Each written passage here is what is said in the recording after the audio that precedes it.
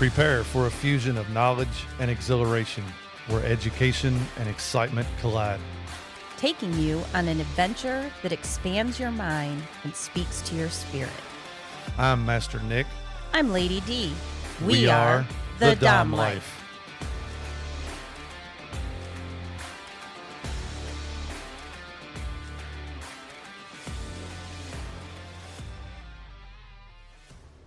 This podcast contains sexually explicit topics and adult content. It is intended for listeners 18 and older. The opinions expressed in this podcast are ours alone, based on our personal thoughts, feelings, and experiences. We understand that others may have different opinions and experiences, and we respect that. We would love to hear from you. You can reach out to us at www.thedomlife.com.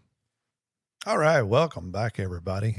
Boy, have we got a great episode lined up for you today. I'm kind of sad I'm not in your seat. The last time I recorded, I was the woman in charge. Yeah, well, I got to take control back every once in a while, you know. Once in a while? Once in a while. Yeah. How do you do that, sir? With you very easily. Yes, that is true. I'm a good girl. You are. You've got proof somewhere in one of those episodes. I do. You said it. And I need to put that on as the ringtone. Yep. You said you could do music, so I would like that as my ringtone, I'll sir. have to go back and find. It might take me a while to find that episode where I talked about it. I think that would be a great Mother's Day gift. You think so? I think so. All right. 2027 Mother's Day gift coming right up. All right. So what are we talking about today, So sir? today we are going to talk about rituals that actually matter. Okay. And this, you can take this for a new dynamic that you are building. You can use this information for a dynamic you already have, maybe revamp it, maybe redo little things. Hopefully this episode kind of makes you take a step back and look at what rituals you have, what meaning do they have, and where you can take your dynamic to the next level. Yep. That sounds like a good one to Yep. me. So we're going to start off. So what is a ritual? So a ritual is a deliberate, repeated action or behavior that carries meaning beyond the action itself. It's not just doing a thing. It's doing it with intention, consistency, and symbolic purpose. A ritual is a practice that builds the dynamic over time. Yes. So what makes something a ritual? First off, intentional. It's done on purpose, not out of convenience. Like me throwing your lunch together because I'm throwing my lunch together. That's not what it's about. Right. I make your lunch whether I'm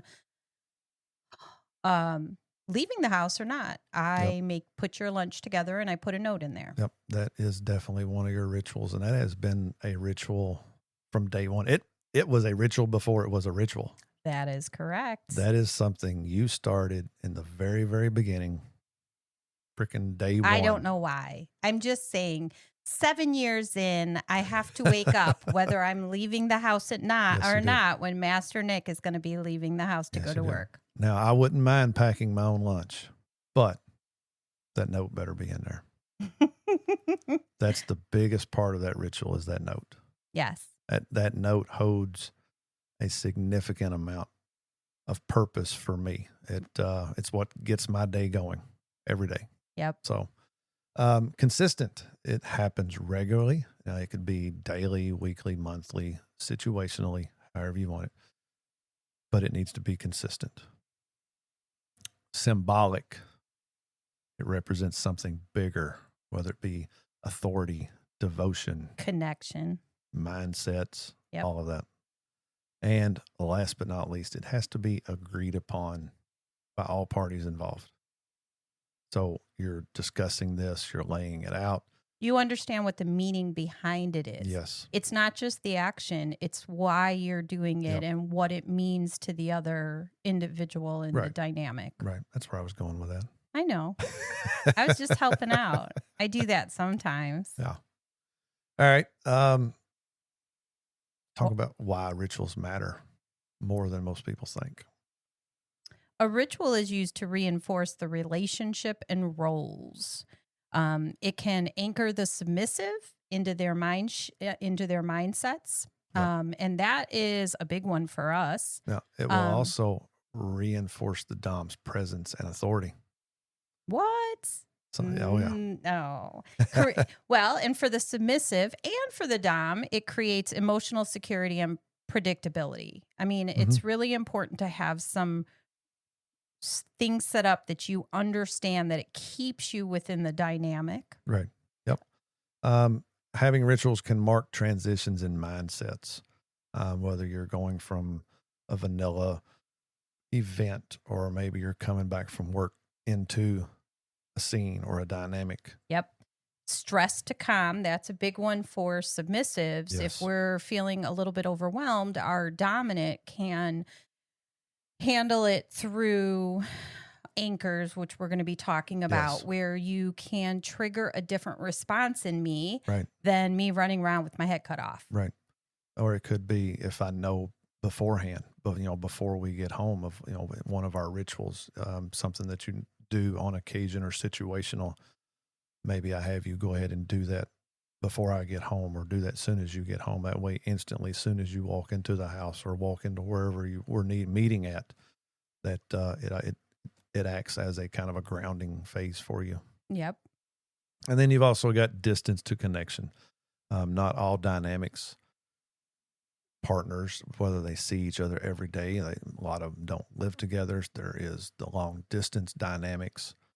So you get that, that distance to connection, the time you finally get to be with them, you have these rituals that kind of puts the submissive's mind at ease that, their dom is there now. And it triggers the dom as, okay, this is where I take charge now. And I have to be focused. Yes. I have to be aware, and I have to be attentive. Yeah. I would say I see that with you. Yeah. I've done that a time or two.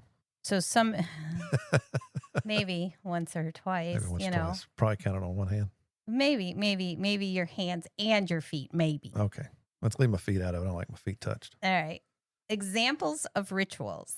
One of the more famous ones that a lot of people use, and it's for good reason. It's your morning check-ins or your morning texts or your morning notes. That, for when the submissive wakes up, it kind of gets them into the mindset of, I am a submissive and this is my dominant, and I'm going to tell them good morning. We live together. We see each other before we leave the house. Sometimes I even tell you what's in the message just by saying, like, good morning, how'd you sleep? Oh, I slept, that kind of thing. So it's in there, but it's still having that physical part of it, the part that you physically have to write out and that I get to read when I get to work or later in the day, or maybe I'm having a rough day at work one day and I can go back and I can pull the stack of notes and just kind of flip through there and kind of get my mindset back to where it needs to be. And I think one of the big ones for that is that it signals accountability in the connection. So you're not just sending a message to send a message. Right. You're accountable for doing this because you're checking in with your dominant. Yep. And maybe it helps set your day in a better frame of mind, because if you're in charge of the rest of the day, at least this is something you do, which acknowledges your submissive. Right. Kneeling to greet. This is something we don't do. No. It would, and for reasons, and we'll get into later, of issues or, really thinking, is it worth it? Does it matter? And all that kind of stuff. Obviously, I can make you kneel anytime I want. Unfortunately, I haven't been able to since your accident. Well, but if you think about it too, if we weren't living together, that would be a perfect situation. Yeah, for when we do get to see each other. But I also have a 10-year-old. Could you imagine him going, Mama, what are you doing? Cleaning the floor. Cleaning the floor. But kneeling to greet, it's not about posture, but about respect and entering into a role. And it just shows. There's nothing more I enjoy seeing than seeing my submissive kneeling in front of me.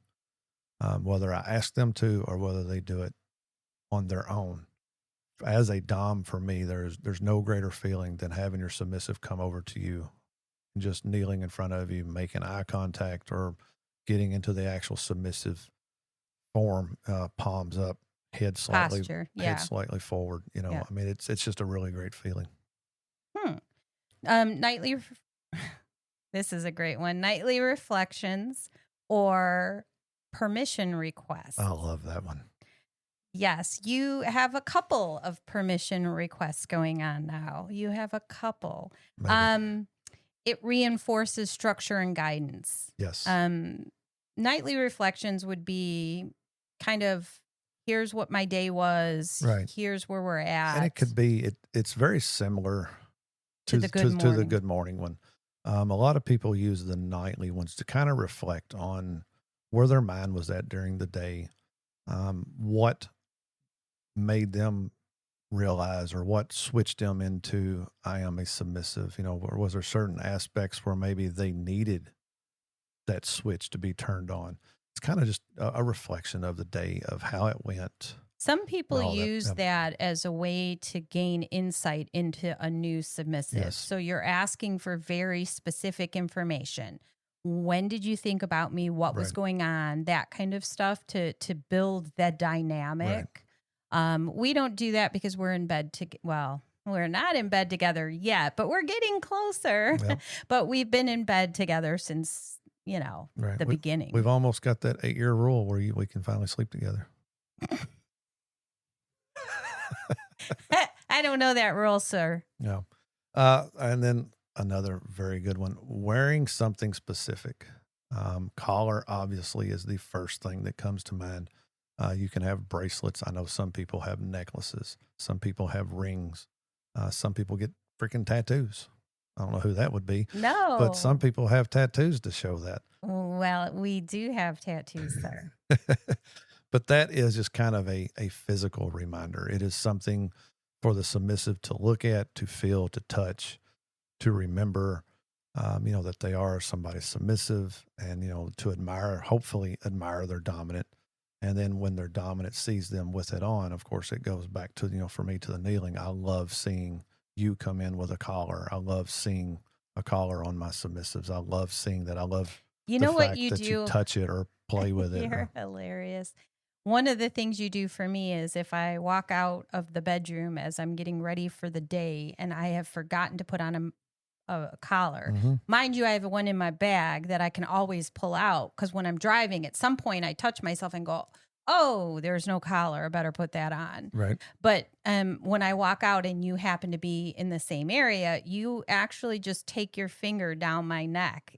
A lot of times you don't say anything. You just do that. I'm like, oh, a collar. I'll be right back. Yeah. I know you keep one with you, but my thing is, how long will it take you to remember it? So before I get to work. You think so? Every time. Because when I'm in the car, there's just something like I'll touch my neck or whatever. Right. So before I get to work, for sure. All right. Good to know. I still ain't going to chance it. It's good to know.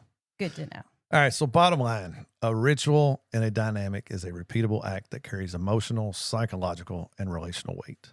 It's one of the main ways a dynamic stays felt and not just defined.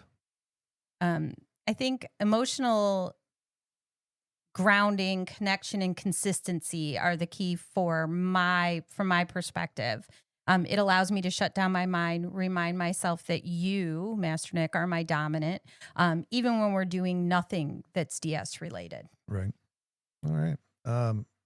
Moving on into daily anchors. Yes. Now here's where the confusing part comes in, because daily anchors can also be a ritual. Correct.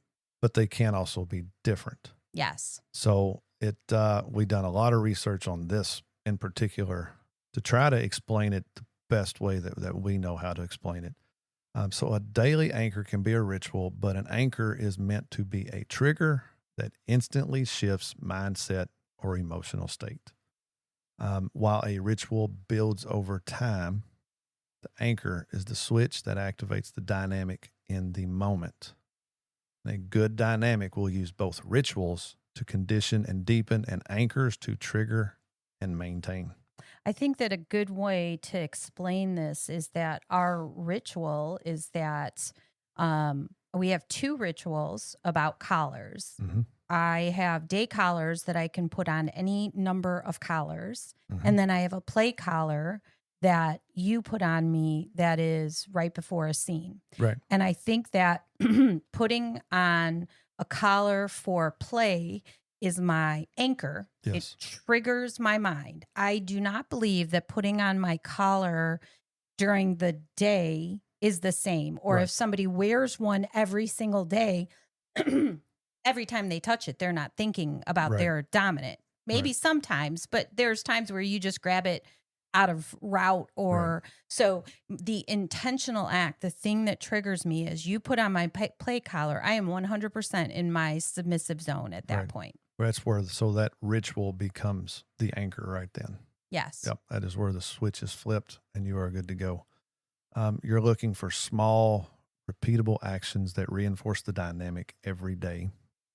Those are your daily anchors. It's not supposed to be time consuming, but you have to be intentional about it. Yes. So some examples of anchors. These are some of ours. Other people may have others.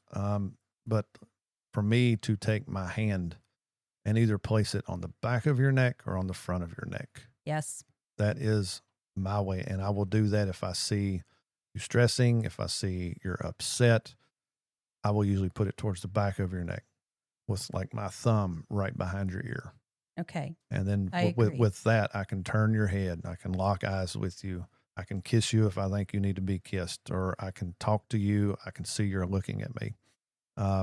The other way is, I don't know, maybe you're feeling a little fucking bratty and I need to flip that switch rather quickly for you. I'm not the brat in this dynamic.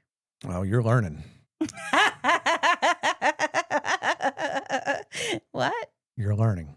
Huh. Yeah. I may have earned a spanking last night. Yes, you did. You definitely deserved that spanking last night too. It's terrible when the other submissive says that as well.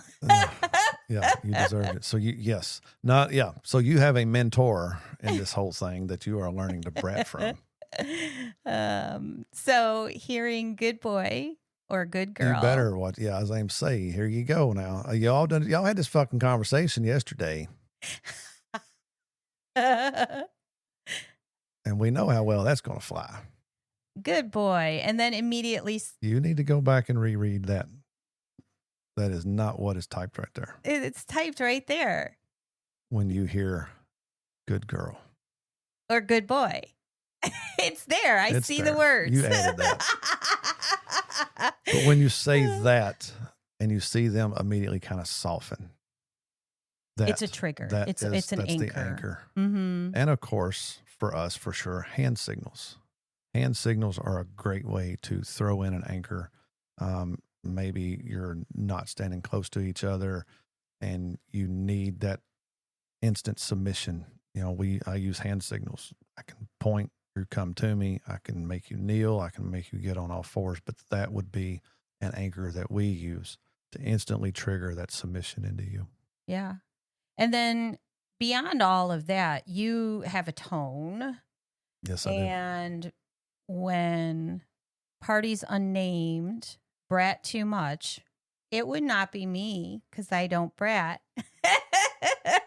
Then that look or that tone, it's pretty instant. Your voice deepens, it lowers, it's almost a growl, and you're like, you might want to think about your life choices right now. That's one of my favorite ones right there. Yeah. I will throw out some different ones depending on the situation, but that's one of the ones that I really fall back on is you might want to rethink your life choices. And usually I do rethink it because I'm not one that is looking to get punished. A look will get you. I can just give you that look.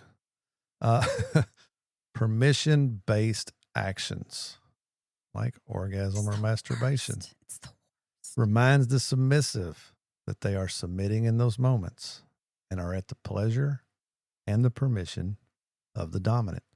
And that is one that I really like to implement. I love for my submissives to play with themselves. They just have to know that they have to ask me first. I can deny it. I can tell them how many orgasms they're going to have. I may limit it to 1. I may push them to 3. So having that little bit of control is a huge It's anchor. not a little bit of control. I mean, think about it. Anytime you want to masturbate, you have to send a message to Master Nick and say, hey, I'm interested in masturbating. Can I? And then the second part is, regardless of how you're getting your orgasm, regardless of who is providing it to you, you have to ask Master Nick if you can come. Yes, you do. And I'm usually very lenient with that. You are very lenient. Usually very lenient Yes, with that. not all the There has been time. times I've been like, Not until I see you. Yep, got to see you first. The next one's mine. So anchors are just a little bit different. It falls under the thing as a ritual, but the anchors are a very specific triggering thing versus rituals are you're just building it over time. These are the things we're setting up as our foundation. Here are the things that make you submit, make you remember, and me, or I would say, and you as a dominant, remember where you're at in your mind. Yep. Anchors create stability during chaos. Yeah. If I'm running around with my head cut off, which never happens, never, not every single time we leave out of the house, I'm not running around with my head cut off. But he can say stop or grab me or do something that then settles me and allows me to not have the chaotic thoughts. It's like dropping into submissive means my focus is no longer on the 50 things around me, but on you. And then you can direct us to where we need to be. Right. It doesn't happen all the time, but when it happens, it happens. Okay, it happens a lot. Whatever. Thank you. For those of you not watching, you just seen part of that look. Yeah. I didn't even realize I was responding. I was responding the way I'm programmed to respond at this point. Anchors also reinforce authority naturally, and it's never forced. Right, because it's done. You just did. He just proved his point, and I was not paying attention. He proved it and said, you just saw the look, and I did immediately drop my head and go, okay, let me tell the truth. And that wasn't even the full look, to be honest about it. No, it was not. All right, so let's talk about what happens when anchors disappear. Fortunately for me, I have not experienced this. Right. But for me, if the anchors started to disappear, it would be losing that dynamic. Yep. It would be not having the ability to flip the switch in the submissive's head of what's going on, or to calm them, or to relieve them from stress. It's a good indication that there's an underlying issue somewhere in your DS dynamic. Yes. I guess some triggers may change over time. I mean, some anchors, I call it triggers, but some anchors may change over time, or you may renegotiate certain portions of it. Like, hey, I just don't feel this now, or something. Right. And you could probably work out maybe something different. But if your triggers, if you gave me that look and I just went, you would be like, okay, something is wrong. Or let's even flip it back to good girl. You enjoy hearing me say good girl, but you're also the type, if I said it a lot, if I said it, every time you've done something, good girl, eventually it would lose its meaning. Correct. So that is a way of an anchor disappearing, knowing when, where, and how to use it versus finding something that works and then wearing it out. Yep. That's a good one. Another one, because we had talked about this and then, kind of set it aside. Another one that just kind of came to mind is sometimes they might change if your dynamic changes. Because you might be saying good girl to me, but it becomes a natural thing for you to say. Maybe you're not saying it to me all the time, but then if you say enter in with a third person and that becomes their thing. If that's their thing, then it really loses its meaning for your other partner. So you have to be careful depending on the dynamic as well. Yep. All right. How to create anchors that fit real life, not fantasy. Now I'm here to tell you right now, Fantasy anchors are the best. They are fucking amazing. Oh my God, they sound so great. They get you hot, steamy, bothered, turned on, dripping wet, rock hard, whatever it is. God, I love you. It was good, wasn't it? It was good. That was all unscripted. Yes, it's not on our little notes. No, it is not. But again, I bet you couldn't those do are it fantasy. again. Probably not. I don't even think I'll see how I've made it through the first round. Okay. But you got to know yourself and what your partner expects as well. And you have to set realistic anchors. Not everybody will engage with a look. Not Right. everybody will engage with a good girl. Not everybody will engage with kneeling. I mean, it's obviously, like right now, for example, you haven't kneeled for me since the accident. Yes. As much as I love it, I love seeing you kneeling in front of me. I cannot get on my knees. And you cannot. So technically right now, that anchor has disappeared. Yes. Will it come back? I'm hoping you progressed enough to where you can physically kneel again and be pain-free and be able to get back up without hurting. But right now, that's just kind of sitting on the back burner. Right. So it has disappeared, but not because it didn't lose its importance. Right. It disappeared for other reasons beyond our control. So that fits. I mean, it doesn't fit in the real world that we live in right now. Right. So having an expectation of you kneeling right now is completely out of the question. Well, that's like your look. Your look works for me because it works for me. Mm-hmm. That look may not work for everyone. Exactly. I mean, if you get somebody who brats a lot, that look might be like, is he mean it or does he not really mean it? Yeah. And the good thing about that, that's where the intention, no, not the intention, the repeatability. So that's where me as a Dom, I have to step my game up. If that look does not work, I still give the look. And then you do a corrective. And then I do either a punishment or a punishment or whatever I feel suited. And then eventually that look now becomes that anchor. See, we're trained. Do you see this? I'm now hearing that I was trained into his look working. Good though, ain't it? It is good. I'm happy. I'm glad that I get the look versus a punishment. Give me the look. Let me correct my behavior or not. That look did not work for you last night. I changed my behavior. I was no longer tickling you. Oh, but you still got a punishment. Yeah, because I touched something else. Mm-hmm. But I was not doing the same behavior. Yeah, I just want to say. Yeah, you just kept pushing that button. I was not pushing. Moving to intentional structure. And what does intentional actually mean? It means not copying someone else's dynamic. Granted, I'm going to be full up front and honest here. When we started our dynamic, I'd done a lot of research. What was the research I'd done? What are rituals? What are tasks? What are anchors? What is all of this?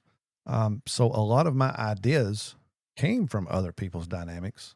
It's just the way they were doing them may not have worked for us. Right. So it's not, if you hear of somebody doing, all right, let's throw Sir Dante and Zora in here. Sir Dante is taking up the opening the car doors and doors for Zora now. Right. And, he's admittedly on our podcast. He got that from listening to us. Did he copy that from us? No. He found something that other people use that works and wanted to test it. Does it work for them? Yes. Did he get the right response? Did it do the right things? And then you implement it because of that. Right. You can test it without. So that's different from copying. That's not saying, okay, here's everything these people do. This is what we're going to do as well. It's not a cookie cutter. No, it cannot be. It's not. So it's okay to take ideas and other people's tasks and rituals and rules and all this, but their specific rule or ritual or task or whatever, parts of it may work for you and you may tweak it to make the other part work for you. Right. But that is totally different than just flat out copying. Right. And then also structure should serve the people that are in it. You do not want to be setting structures up that you get nothing out of the submissive gets nothing out of. It has to be as equally important to both of you as possible. And that's where the negotiations come in.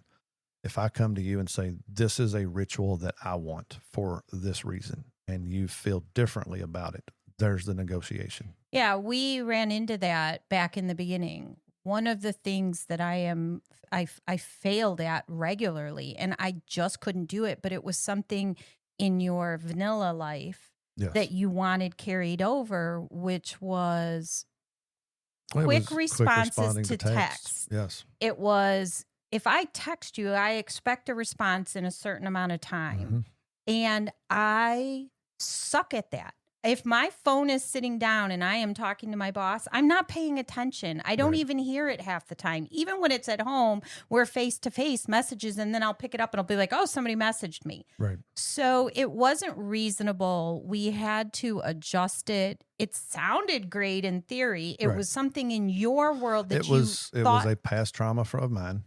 It was a lot of past trauma from my previous vanilla relationships, and it was something that I thought, okay, it was more of a reassurance for me. Again, starting off in the BDSM as a dom, not knowing anything, and then having all this past trauma. I'm not going to lie, it was a struggle. That was hard to get out of that mindset. So yes, initially that was one of the first things that I threw in as an anchor, as a ritual kind of thing, or part. And I just failed at it all the time. I failed at it. And now it's gone. It's gone. It got wiped out. But you did alter it. You want messages when I leave a location, safety, whatever. I mean, so there were things that took over that, but that specific rule, that specific, what you were trying to set up as a ritual, as a way for me to acknowledge your dominance, did not, it just, I failed. It didn't work at all. So it has to serve the people in it. Yes, exactly. Your core elements, clear expectations versus vague control. And so this is something that I'm now working on. Yes. Is clear expectations. Why are you working on that, Master Nick? The world may never know. Oh, no. The world knows. not I was told you're taken. Applications are gone. Right. Yeah. So I was going to get into that at the end. So, okay. Yeah. But let's just jump into it now. Okay. So the application for brats / submissives filled. That spot's filled. And yes, in the process of building a new dominant submissive dynamic, this is what I've been doing. Although I already have a dominant submissive dynamic, it's not a cookie cutter. It's not a cookie cutter. You cannot turn around and use what you do with me. I cannot, and I'm here to tell you, I would not want to turn around and use the exact expectations, rules, tasks, rituals, everything that we have. I do not want to turn it and mirror it onto somebody else. I want something different. I want something that benefits me. It. Right. So we're building from scratch. This happened to turn up to be a very good episode for this day and time, because while not only are we talking to you about it, I am living this currently. Yep. So I am trying to find ways of building this dynamic, setting the structure, setting the foundation, getting the rules, getting the tasks, getting the rituals, getting everything in here with somebody new that works for me and works for them. And so far, no issues. I'm going to edit that out. Don't edit it. I don't want them hearing no issues. Because she might be just a little bit of a brat. Maybe a little more. Oh my God, it's adorable. So much fun. It is fun. But clear expectations. And this goes back to, for the example, one of the tasks at hand that I give her very early on, because we don't see her that often, once, maybe twice a week. It's gotten a little more frequently here lately.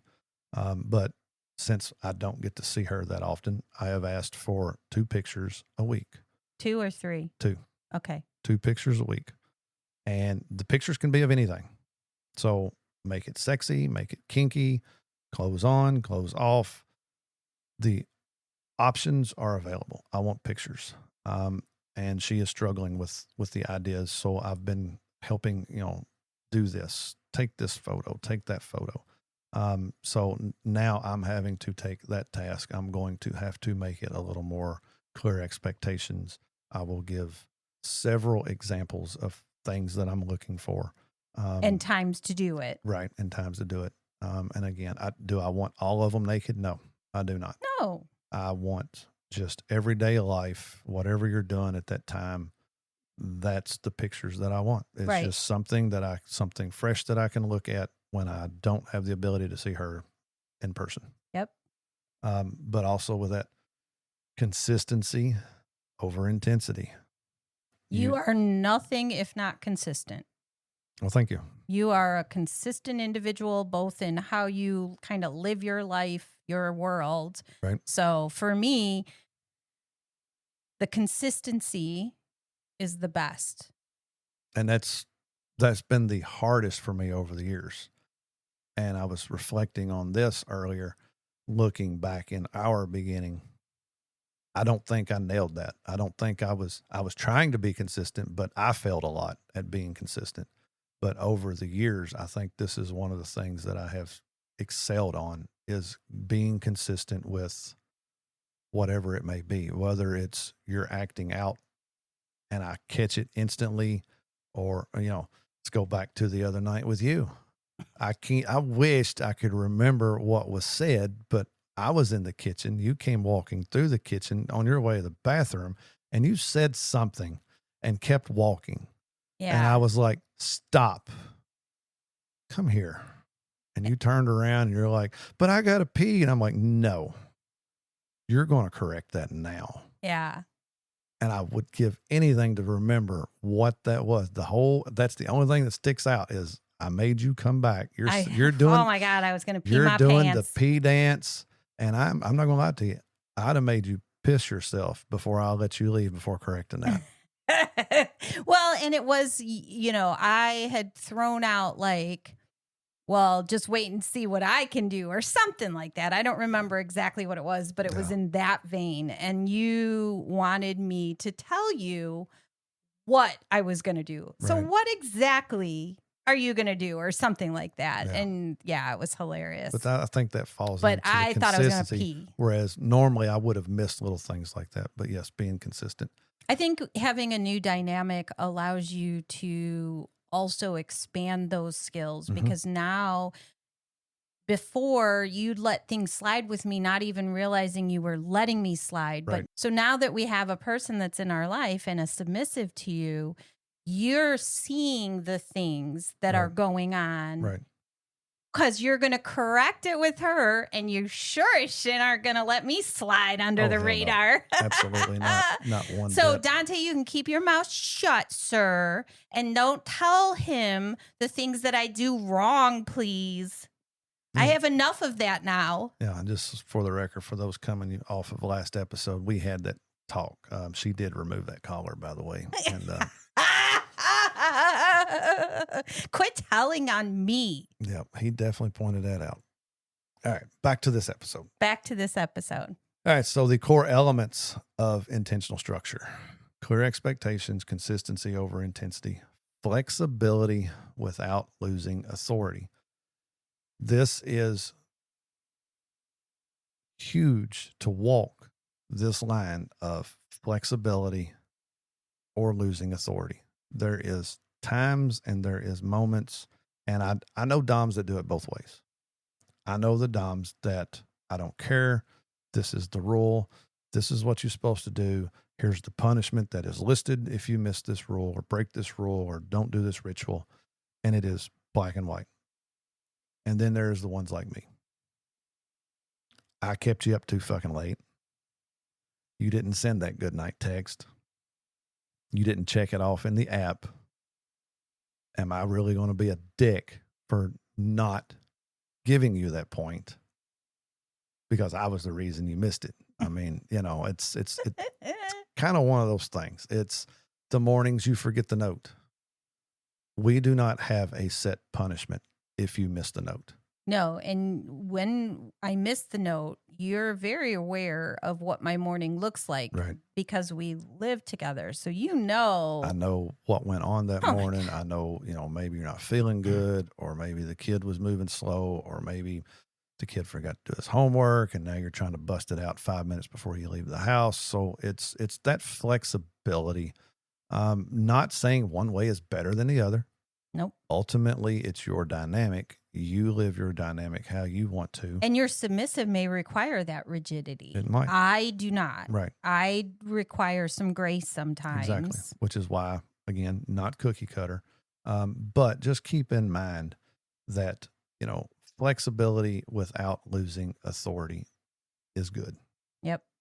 It goes back to, these intentional structure, right? Mm-hmm. Going back to that, it's tasks, right? Daily, weekly, monthly, quarterly, already knowing what the expectations are within those. It's Yes. a check-in schedule. That one is good. That's a good one. So the check-in schedule for the intentional structure. For me, you do it, and now my other submissive does it. I don't need check-ins throughout the day. I don't want to check in at noon, check in again at 2:30, check in again at 4. I don't want that rigidity. I want check-ins when you're leaving locations. I'm leaving work, got to run some errands, and then I'm leaving the errands. I'm going home. Hey, I made it home. Those type of check-ins is what I like getting. I just want you to know that I require those check-ins as well. And even though I'm not the dominant, Master Nick gives it to me. And this week he screwed up, and it wasn't his fault. We got new phones. All kinds of things happen. We're going to relive this again. Master Nick screwed up and scared me to death. Remind you, I was in an accident 7 months ago that broke me up into bits. So Master Nick sends a message going, I'm getting my hair cut. Mind you, he's got like 10 hairs on his head. We're not talking long hair. So he says, I'm leaving work and I'm... Wait. You say that like I'm fucking going bald. I am not going bald. I'm growing my hair out. Yeah, but you just don't have... I mean, okay, so you got 1,000 hairs, but they're really short and it doesn't take long to style. I mean, he's a man. We're not talking a woman, perm, whatever. So he leaves, goes to the place, which is on the way home or not far, and I fall asleep because I do that now randomly with my healing. I wake up and I'm like, what time is it? And I look at the clock and he's been gone basically just under 2 hours. Under 2 hours to get 10 hairs cut. All right. Again, he's not going bald. But to get these little bitty hairs cut, they're going to go, zzz, zzz, zzz, you're done. And he's not home yet. I go to the phone. We share our location. I clicked the button. It says location unknown. The location isn't shared. I am at this point freaking out. I send him a message. No message, no response to my message. So I pick up the call and I pick up the phone and I call him. He is currently in the seat getting his hair cut and finishing up. So he hadn't responded to my text, but then once I called, he picked up the phone and he's like, I'm getting my hair cut. And I'm over here losing my shit going, you are getting your hair cut. You've been gone for 2 hours. And he's like, I'm like, all right, fine. He's like, I'm almost done. Good. I'll see you when you get home. Click. I was upset. You was moody when I got home. I was moody because it scared me. It wasn't because it was, what if he had gotten in an accident between here and there? Why our phones apparently weren't linked in terms of, location, couldn't see it. We just upgraded our phones on Tuesday, got new phones. Apparently there was a glitch. Yes, I was there. It did not feel like 2 hours. I was in the chair. She was finishing up when I did get your text message. I have different tones for you and now for the other submissive so that I can differentiate between work text or just anybody text. So I did hear the text go off and the lady said, do you need to get that? And I was like, you're almost done, right? Yes. Okay. Nope. Keep going. I'll respond here in a minute. And then like less than 2 minutes later, your ringtone starts. I'm like, now I have to take this. And yes, it scared me. It didn't feel like 2 hours to me. The time I was went so by really grumpy. fast. He finally called me out on it, and I started crying because I was very grumpy. It doesn't happen all that often where I'm truly grumpy, but he's like, what is going on? And then I'm like, well, you're just skimming over this like it's no big deal, and you scared me to death. And then he gave me a big hug, and he put his hand in the back of my neck where he says he does, and he made me look at him. He did all that. It all happened this week. Yep. So check-in schedules, just so you know, not only good for the submissive, maybe it's good for the dominant as well. Check in. Check in. All right. We're going to have to take a break right here. Would that be called a yellow? Would it be a yellow if I needed a break? Yes, it would. We need to start doing that. We'll just get to a certain point. And yellow. Make sure and come back next week for part 2. Can't wait to see you. Have a great week. Please follow, like, and share our podcast. Make sure to visit thedomlife.com, where you can find pictures and other details about the Dom Life podcast. And through the Contact Us button, you can ask questions or provide recommendations for future episodes. We want to explore your kink too. Be sure to check out upcoming events to see where our adventures are taking us and our photo gallery to where we've been. Thank you for joining us on this journey. We hope you had fun listening and learning with us. Till next time, keep calm and remember your safe word. Red, red, red.